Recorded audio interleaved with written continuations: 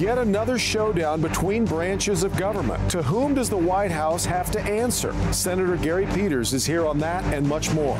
Detroit lost out on Amazon, but Pontiac did not. We'll talk about jobs at the Silverdome site.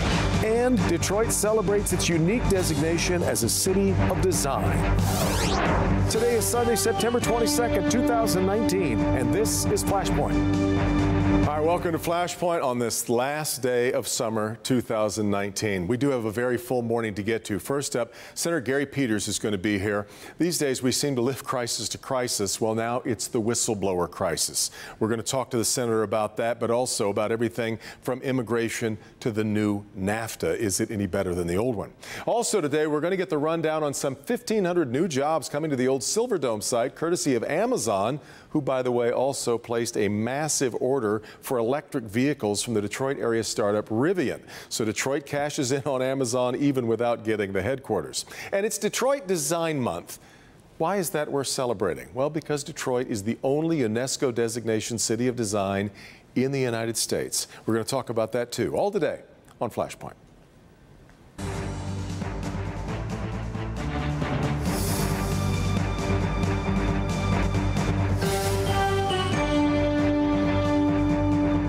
I know, I start every Sunday morning by saying it was another big week in Washington. I'm running out of ways to rephrase that, but it was certainly with the whistleblower crisis and a very opportune time to have already scheduled for coming in today, Senator Gary Peters, Michigan's Democratic Senator. Thanks so much, Senator, for being here again. It's good to have you back.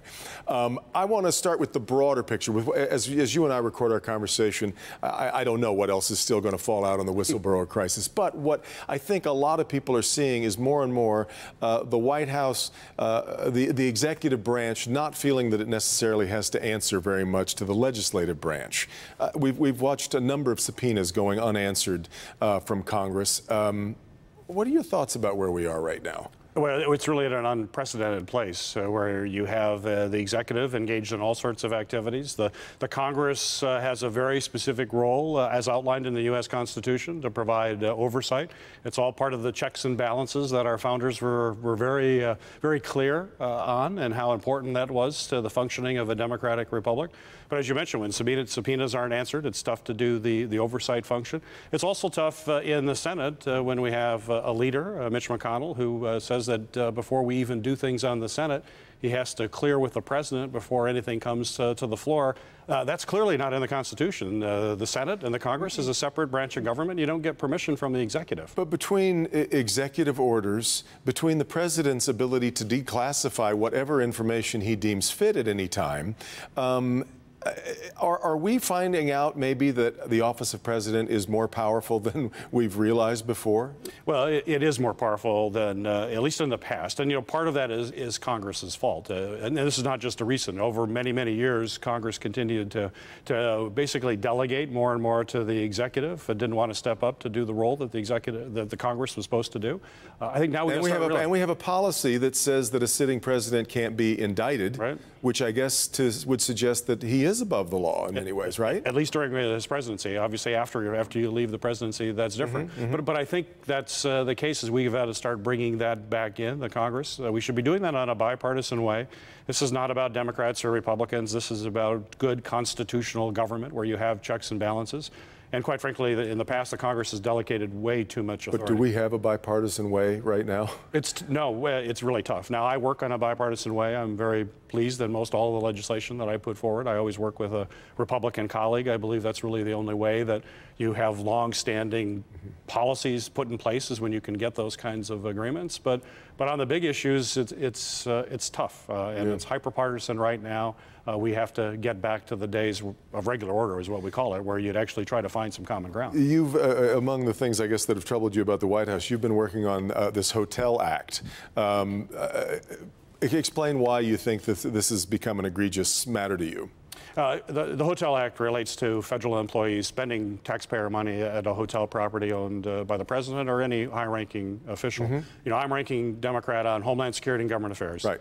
The government affairs part of that committee is that we're the chief oversight committee for the Senate. We're supposed to ask the tough questions. We're supposed to make sure taxpayer money is being spent appropriately and not abused. And so this is within that role. And if you look at what we have seen over the past few months, it's raised all sorts of questions about a conflict of interest of folks staying at Trump properties. And most recently now with the Air Force and Air Force flights that are coming back from the Middle East. Stopping at Prestwick Airport, right. And then his Turnberry Resort. Mm-hmm. This is not a military airport where they stop at, and certainly military aircraft are much more secure stopping at a military aircraft. The fuel is lower. And then you have these service members, and the number keeps going up. I've seen now 200,000, at least has been reported in the press, of money, $200,000 being spent by folks who are staying at a luxury golf resort. I served in the U.S. Navy Reserve. I served overseas. I guarantee you, I didn't stay at a luxury golf resort. Didn't get that duty. Didn't draw that duty. That was not procedure. They were comfortable, but they were low cost. Does it matter that the president insists that he has moved his business interests into a trust? It's controlled by his family now rather than by him. It's a trust, though, that he can still draw income on it, and it's still his properties. I don't think that holds water. I think most of the ethics folks don't think that is the case. He still profits from these properties. And so the Hotel Act that I have introduced just simply says you can't use federal per diem at a hotel owned by a high government official defined as president, vice president, or cabinet member. There are some exceptions. So if he stays at his property at Mar-a-Lago, the Secret Service, which would be there, that's obviously okay. You have to have your security. It's not about that. But we got to stop these kinds of actions that just raise questions of conflict of interest. These are distractions from what we really need to be doing, which is dealing with the problems impacting this country and focus on real issues. And so that's why we're behind it. And I have 35 of my colleagues co-sponsoring with me. Already on it. I want to get to a couple of those other big issues, though. For years, Democrats, especially in Michigan, complained about the unfairness of NAFTA. And now we have a new NAFTA. And the reticence of some Democrats is being seen by Republicans as, see, this is just about your Trump hatred. You've wanted a new NAFTA forever. You've got one, and you can't really get behind it. Where are you on the new NAFTA version? Well, certainly we needed to have a new NAFTA. There's no question about it. We saw way too many of our jobs being exported to Mexico in particular. We needed to even that playing field in many respects. The NAFTA that has been negotiated does move us down the road, that's for sure. But we'd like to have more. And one aspect that I think is absolutely critical, and hopefully this can be negotiated, is just to make sure we have enforcement powers. You have to actually put in the contract, in the treaty, that you can enforce the rules there. If you can't enforce the rules, then rules aren't worth a whole lot. I mean, we're finding right now with China, and China doesn't follow the rules, and then we're engaged in these tariffs. Yeah. It's a very messy business. It's a whole lot better to have it outlined in an agreement, exactly how you enforce the rules in that agreement. Someone said, otherwise it's just a discussion that people are having, unless you actually have rules. Our laws that we have in place in this country are powerful because we actually enforce those laws. Our trade policy should be written in the same way. I wanted to ask you about immigration. Everybody in Washington, and especially in the Michigan delegation, has been spending a lot of time on immigration lately, even though it feels like it's at the opposite end of the country. But I don't think it's enough for Democrats to complain about a current policy. As the old saying goes, and as I said to Representative Slotkin on a recent program, no is not a plan. What is sound immigration policy that we should be forming in the United States and fashioning for Michigan? Well, first off, you have to have secure borders. I'm ranking member on Homeland Security. This is what I deal with every day, and you have to make sure your borders are secure, and you have to follow those laws. I have to remind my colleagues. Why isn't that a wall, I guess, is what the president would say. Pardon me? Why isn't that a wall? Isn't that a secure border? Actually, in some cases, yes, but in most cases, no. And that's what the issue is. We want to do it in a cost-effective way. Certainly physical barriers are part of that, and it makes sense. But even if you ask the Department of Homeland Security, which I work with on a regular basis, if you look at our southern border, we have 2,000 miles of border. Yeah. About 700 of it has a physical barrier. There's probably needs for some additional. But the department will tell you, for 1,000 miles, it makes no sense to have a physical barrier. It's better to track people with drones and electronics. It's not a problem of people walking across the open desert in Arizona. You can track folks. What a wall does, and it's clear, a wall doesn't usually stop people. It usually only slows them down. And slowing them down is a very important strategy in a lot of places, particularly in urban areas where you can then react. But slowing somebody down in the middle of the Arizona desert isn't going to make it's going to make a lot of difference. You better have the other areas. Then let's move to who should be coming in, and what do we do with all of these people seeking asylum? Well, we have folks that are coming now that are different than in the past. So we're dealing with a more complex problem. In the past, there were usually young males from Mexico that would be heading north. They would be caught, sent back. Now we have families coming out from Central America and Honduras, Nicaragua, El Salvador, and they're claiming asylum. And under international law, they have the right to do that, and it's certainly consistent with American values.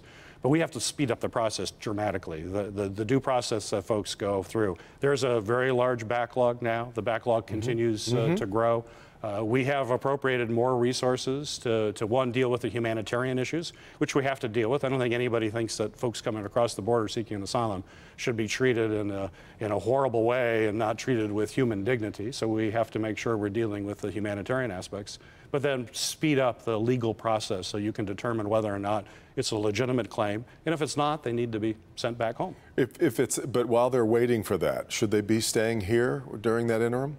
They will be here. They'll stay here if they're across the border. They get across, but it should be done quickly. And part of this, I think you can speed up the actual assessment of whether or not this is a credible claim. That could be sped up, and you could deal with that a whole lot quicker than we're dealing with right now. So that's a failure of that aspect. But if people meet that initial threshold, it may take a little longer for that to go through the court case. But certainly that is an area that we know will be effective. And when people know there's that initial screening, and that initial screening to determine a level of credibility is being done, that'll act as a deterrent also from folks coming across the border to begin with. A million things to get to. That's the best we can do with our time allotted this morning. In fact, you and I usually spend so much time talking about PFAS, and I know we'll talk about that again the next time you're back with us again. Sounds good. Thanks. Good to be with you. Senator Gary Peters. We come back, we'll talk about some big economic news that came in for the state this past week, even as we watch the strike playing out between GM and the UAW. This is Flashpoint on Local 4.